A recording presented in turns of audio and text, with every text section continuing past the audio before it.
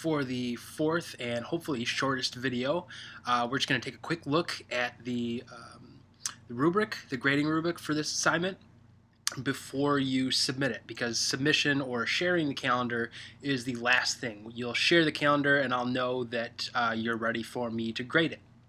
So if you look at the bottom of our assignment here, you'll see there are 3 criteria for grading. First is pacing. And this is just grading you based on how well you spaced your workout across the 16 weeks. So if you're ambitious and you want to get it done in 8 weeks or 10 weeks or 14 weeks, whatever the case is, that's fine. If say week 8 you've done the midterm,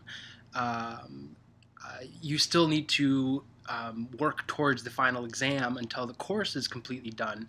So you can't take lots of weeks off in the middle. You need to be continually working until the course is completely done.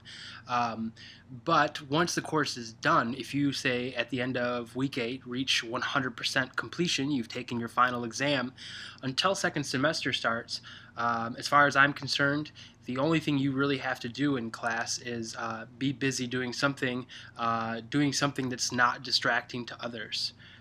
So it can be a nice way for you to work ahead so that you can take some time off to focus on other classes, perhaps really focus on some of those exams. So again, as long as it's paced evenly and it's paced from beginning to completion, then you're all set. Where you would get in trouble are some of those weeks where you don't have anything listed, or if you have just lots of assignments piled onto one week and not onto others. So one way to avoid that almost completely and score up here towards the top is to just have something listed every week. You need to be working on something, anything, every week until the course is completed. So for that reason, you really need weekly goals. You can't just have monthly goals.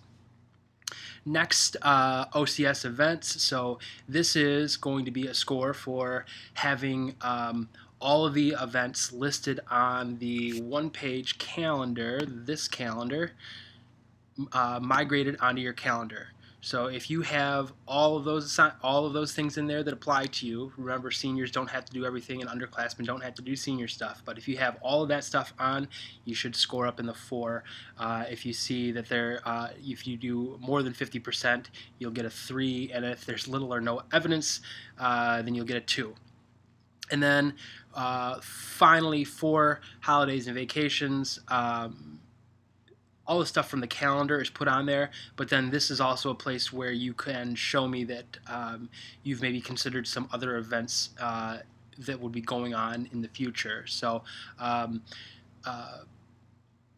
again, you may not know about those things yet, but the other important thing here too is having marked your school holidays busy or available, and whether or not you assign goals to those things. So if you don't have goals assigned to that week, you should mark yourself as busy. And then again, consider whether or not there are any other items you can add to the calendar that you know about. Driver's training, additional field trips maybe that you're going on, college visits, whatever the case may be. If you know about those things yet, put them on there. If you don't know about them yet, add them later. If you think you have satisfied these 3 criteria to the level that you wish to attain, then you'll go back to your calendar and you'll share it with me by finding your calendar here, the academic seminar calendar, clicking this little right drop down and going to calendar settings. Then up along the top here, you'll see share this calendar and click that. Now this one, I mentioned before that I don't recommend public calendars, but my academic seminar calendar for you is public with everybody, so I'm going to leave mine clicked here, but yours should look like this. And then you'll share with a specific person or specific people, and you'll enter my email there, acomer@oaklandchristian.com, and we want to make sure I'm set at see all event details.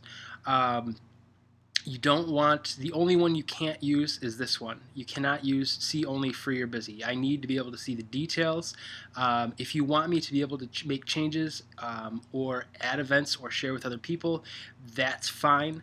But this is the basic permission that I need. This is the one that's required. Anything above that is completely up to you. So if you have my email address, acomer@oaklandchristian.com, and I can see all event details, and then you would click add person, and I can't share the calendar with myself, of course, but if you've done that, and I'll get a request on my end and I'll evaluate your calendar. Please keep in mind that I have to do probably somewhere between 150 to 200. I have to look at that many calendars as well as your individual grade books. So it may take me a little bit of time to assess these, but I do intend to have it back as quickly as possible. Uh, uh, this email also works for any questions or comments you may have, any follow-up information that you need, or if you're just finding yourself stuck, feel free to email me there.